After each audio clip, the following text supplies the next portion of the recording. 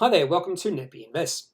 Straker Translations, I've done a few videos on this company and I decided to just focus on their Appendix 4C for their March quarter. I have been thinking about taking a position in the company for a while now. I've always held back, just waiting, biding my time. However, sometimes patience can be a little bit of a burden because the share price has increased a fair bit since I first started following this company. Straker Translations, they do provide cloud-enabled translation services. Their platform combines AI or machine translations and a crowdsourced pool of freelance translators. So now we know what they do. So let's get into some financial facts around Straker Translations. Straker Translations, ticker code is STG. I can see where they get the ST from, not sure where they get the G. Maybe they're big fans of St. George. Market cap of 130 million, so not too rich, particularly when you look at the revenue, 28.8 million, and they're almost at the cusp of being operational cash flow positive, only negative by 300,000. When you calculate the price to sales ratio, 4.5 doesn't suggest they're overvalued or there's not a lot of hype around this company. However, when you look at the growth rate of their receipts, only growing at about 2% per quarter, maybe that's why the valuation of this company is not too excessive right now. Straker Translations released their Appendix 4C on the 29th of April, so more than likely they will be releasing their June quarter Appendix 4C in about a month's time from when I'm doing this video on the 22nd of June. Now let's have a look at their Appendix 4C, paying close attention to the cash flow statement and the operating activities cash flow. Straker Translations is a New Zealand-based company, so their March quarter was actually their final quarter of their financial year. They did release their full-year results in May. I'll talk about that when we look at the chart. However, their final quarter, they received $9 million in receipts, and for the full year, 31.4 million. And so you can see that in the second column there. And for the quarter, they were operational cash flow positive by $18,000. So they are positive. However, in saying that, they did receive $32,000 in government grants and tax incentives. So maybe you could say they were operational cash flow negative because of that. But they did actually spend $253,000 on acquisition and integration payments. More than likely, that is a one-off. So at this point in time, I will say they were operational cash flow positive for the last quarter in their financial year. Began the quarter with $7.3 million of cash and finished it with $7.2 million. They did make one acquisition in the quarter, so they did pay some money to buy a business. They also did a capital raising, so those two things cancelled them out, and that's why they finished or started the quarter and finished the quarter with almost the same amount of money in their bank. Perhaps the one thing that is holding me back from taking a position in Straker is just the receipts history. We haven't seen significant growth in their receipts through time. In fact, it's only been growing at 2% per quarter.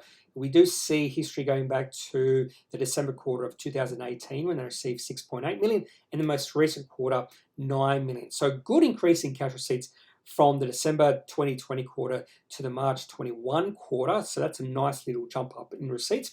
I would like to see that continue to grow strongly over the next few quarters. I think the market is expecting that. That's why we have seen the share price take off. And possibly that IBM announcement they did reveal in November, I think it was last year, that could be the reason why we're starting to see the receipts take off. And if that is the reason, more than likely we'll see those receipts for the June quarter, the current first quarter of their financial year. Hopefully that's going to be even stronger than 9 million. I'd love to see it above 10 million. If I do see receipts above 10 million for the quarter and they are operational cash flow positive again, that would give me a better, more reason to take a position in Straker. I do think it could be, I was going to say it could be handy to be patient in these sort of circumstances. However, the share price is going up. We have seen the share price now dip a little bit over the past few weeks. I think there is an opportunity to take a position right now, but I'll talk about that when we look at the charts, and that's going to be in the next slide. Onto the daily chart for Straker Translations. This goes back to late 2019. And from the start of this period to around about the lows of the COVID-19 financial panic, the market absolutely hated this company. A well-defined downtrend. Share price fell from $1.70 to a low of 50 cents around March 23rd, 2020. Just like every other company on the ASX and in the world, nice little rebound in the share price. Between about June and November of 2020, the share price was just going sideways, trading in a range of between about $1.12 and 80 cents. Nothing much was happening, not a lot of volume at all. However, on the 9th of November, they released that announcement in regards to that strategic agreement with IBM, and this was the breakout announcement for Straker Translations. Share price rose 76% on that day. So why was that announcement big? Well, this announcement just meant that Straker Translations were going to be the strategic translation service provider to IBM. It was a 2-year agreement with a 2-year option starting on January 2021, which is probably maybe a reason why we did see a bit of a jump up in the cash receipts during the March quarter from 7.7 million to 9 million. That could be the reason, it may not be. And if it is the reason, we could see that follow through to the next few quarters.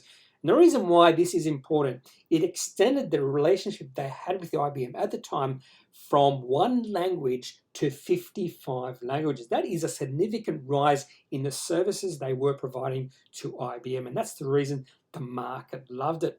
From then to now, we have seen a fair bit of volatility in the Straker Translation share price. So you just see that with the chart. It's not really liquidly traded. That's why we get this volatility. And if you can buy at a dip, and we are seeing a bit of a dip right now after they released their full-year results, the financial 21 results on the 25th of May, we saw the share price really run up.